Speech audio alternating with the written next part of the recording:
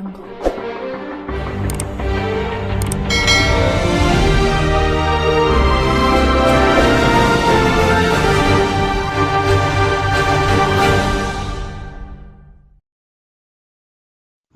Patton Oswalt, a rat, begins talking about his life in a monologue. Remy claims to have enhanced senses of taste and smell, which causes him to be very picky about what he eats. Remy's brother Émile, Peter Sohn, is impressed by this talent, but their father Django, Brian Dennehy, the colony's leader, is unconcerned, until Remy reveals that he can detect the scent of rat poison in or near food.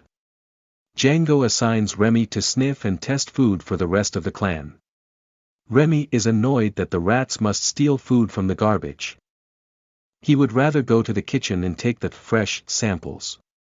Remy and the rest of the tribe are forbidden from communicating with humans by Django, who despises and is afraid of them. In defiance of his father's wishes, Remy spends a number of evenings reading Chef Gusteau's cookbook and watching cooking-related television shows in the home of an elderly woman named Mabel, where the rats had set up residence.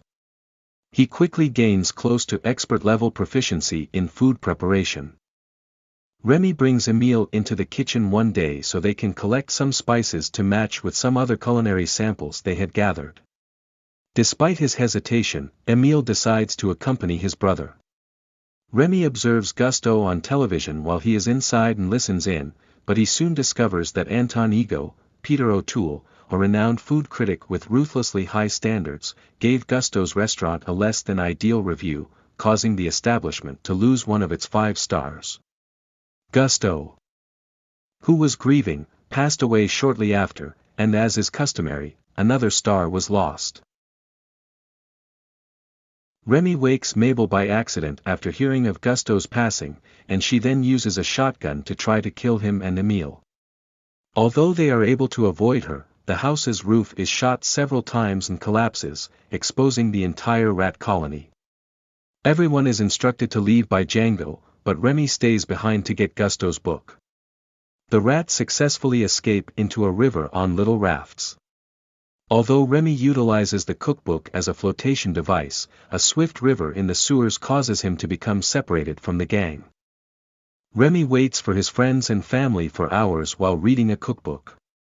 Remy starts to have hallucinations that the cartoon version of Chef Gusteau is speaking to him due to a combination of grief, loneliness, and hunger. Gusteau exhorts Remy to ascend through the sewers and discover his current location. Remy makes his way through a number of pipes before realizing he is in Paris, right in front of Gusteau's restaurant.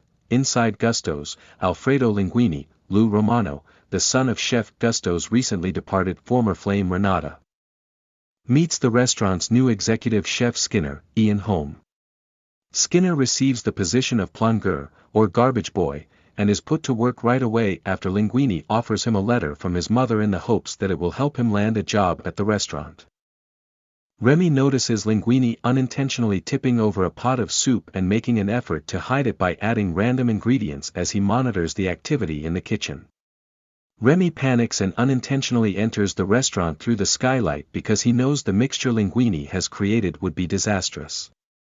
He attempts to flee via an open window but is unsuccessful after smelling the soup. Outraged, he adds his own components to the concoction. However, motivated by a vision of Gusteau, continues to prepare the soup.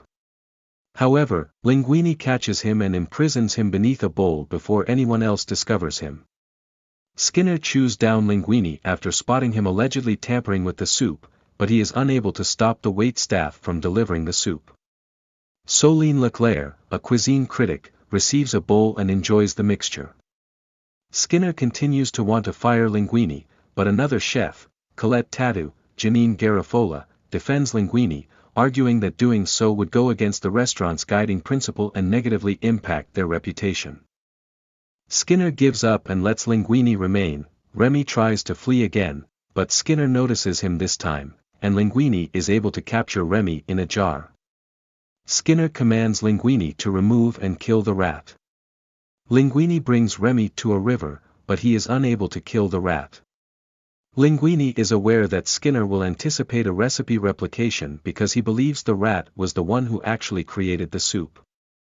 Linguini brings the rat home and effectively adopts him after noticing that Remy can seem to understand him.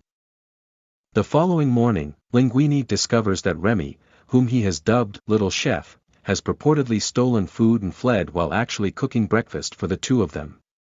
However, his joy is short-lived when he learns that they are late for their first day. Linguini searches for a covert way to have Remy prepare food when they get to the restaurant. They discover after a few tries that Remy can puppeteer Linguini by pulling on the boy's hair. Linguini and Remy decide that this is the best approach. So they spend their free time the following several days practicing cooking. They quickly succeed in recreating the soup that caught the critic's eye to perfection. Colette is chosen by Skinner to instruct Linguini in the finer nuances of haute cuisine. Since Colette is the only female chef and put a lot of effort into getting to where she is, she initially dislikes the task and sees Linguini as a potential danger to her standing. Skinner meets with an agent later that evening. We learn that Skinner has been profiting since Chef Gusteau's passing by licensing the Gusteau name and reputation to a line of low-cost frozen foods. After reading the letter from Linguini's mother for a moment, Skinner becomes alarmed and makes a lawyer call.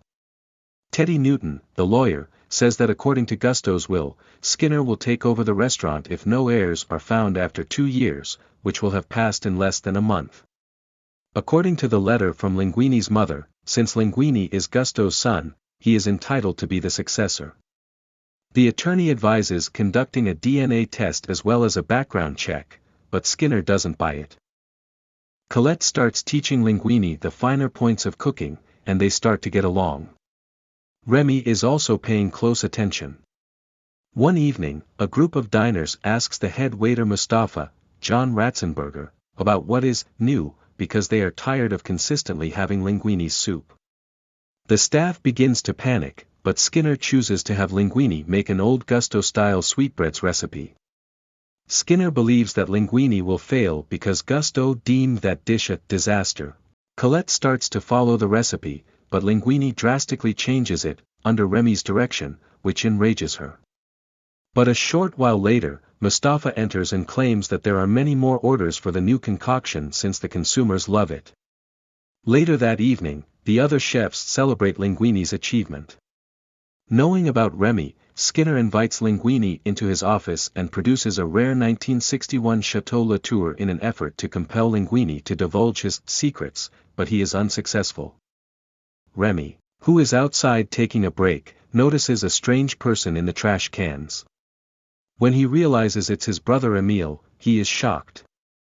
Thrilled, Remy rushes inside to snatch some supplies so he may cook his brother dinner. Émile then transports Remy to the brand new colony.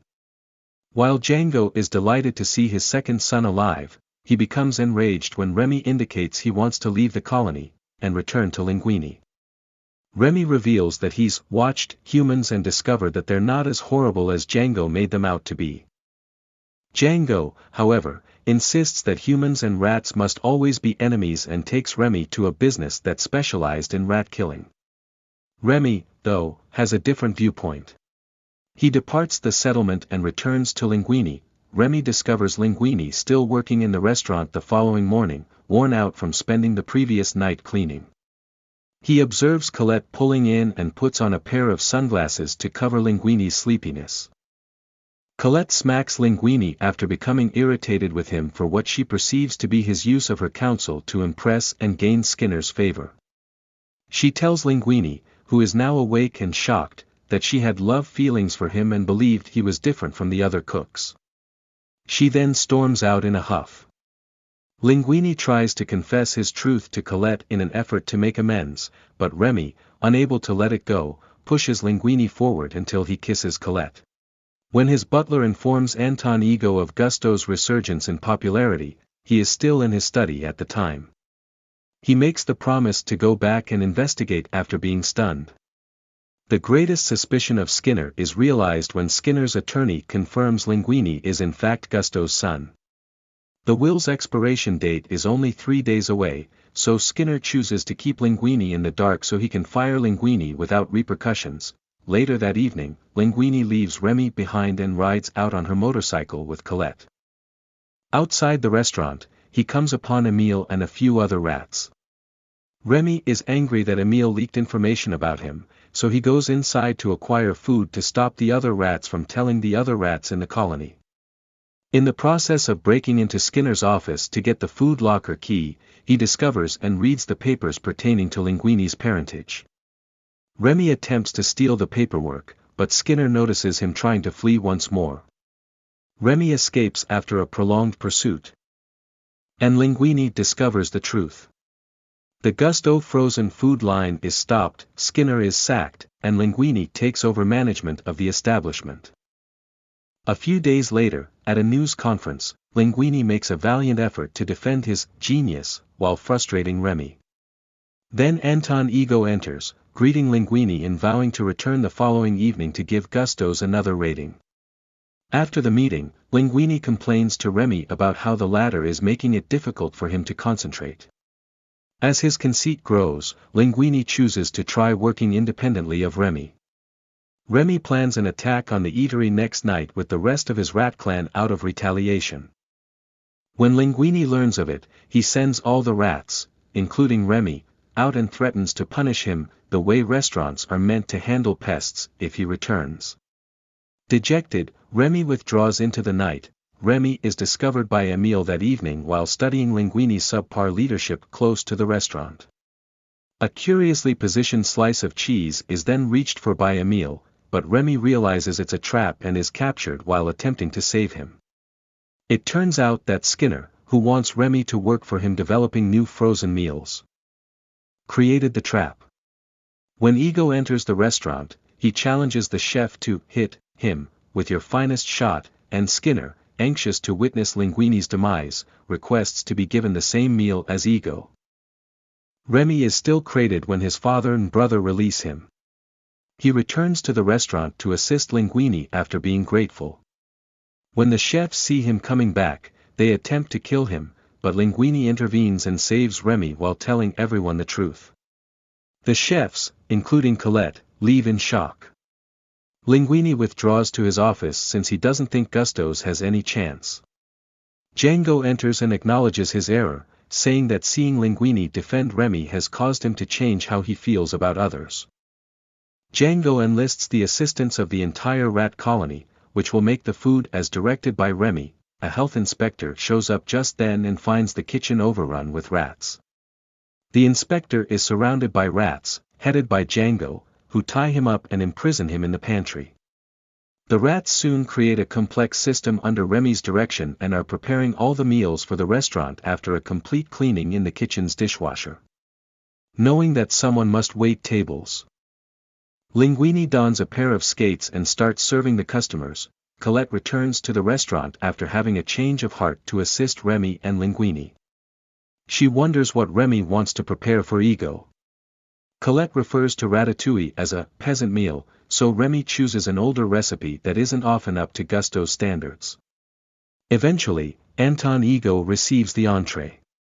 As soon as Ego takes a mouthful of the ratatouille, he had a flashback to when he was a boy and his mother had made the same dish to lift his spirits following a bicycle accident. He feels so strongly about the food. Furious, Skinner marches into the kitchen where he and the health inspector are both bound and placed into the pantry. The delicious lunch warms Ego's heart, and he insists on thanking the chef, but is instructed to wait until all the other diners have left. Linguini, Colette, and Remy reveal the whole truth to Ego that evening. When Ego leaves the restaurant, he writes a glowing review for Gusteau's, calling the chef the finest in Paris, while keeping the name of the chef a secret. Unfortunately, the luck is short-lived. Once the health inspector and Skinner are released, word spreads about the kitchen's inner workings, which results in Gusteau's being closed down. Because he promoted a restaurant that was rat-infested, Ego lost his job and a lot of credibility. Remy claims that Ego is currently employed as a small business investor while narrating this tale to his family and a select group of acquaintances. It appears that Ego, Colette, Linguini, and Remy have created a restaurant called La Ratatouille, where both people and rats are welcome, in a secret, separate chamber, and Gusteau's legacy continues. Not everyone can become a great artist, but a great artist can come from anywhere.